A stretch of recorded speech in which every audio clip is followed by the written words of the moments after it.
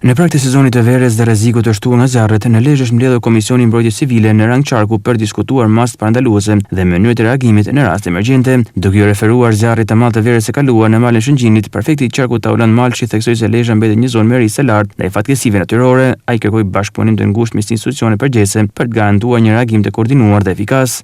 Zjarri që përfshiu Shëngjinin në kulmin e sezonit turistik dhe që zgjati në kohë demonstroi dhe tregoi se sa të ekspozuar jemi ne përpara rrezikeve natyrore.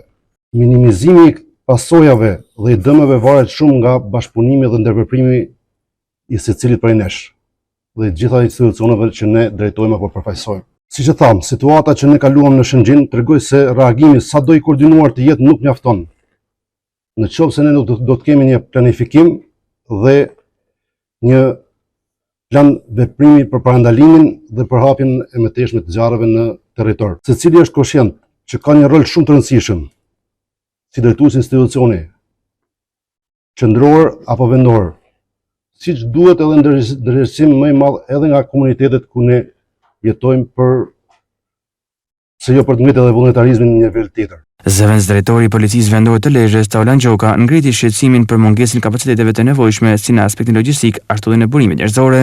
Shumë raste kur kemi zjarrvënie të qëllimshme, sepse në shkollaj ta thuash qëllimshme, por duhet një hetim shumë i thelluar dhe shumë efikas dhe sigurisht prova për ta provuar qëllimin e zjarrvënies që kanë për qëllim kryesor ndryshimin e destinacionit tokës.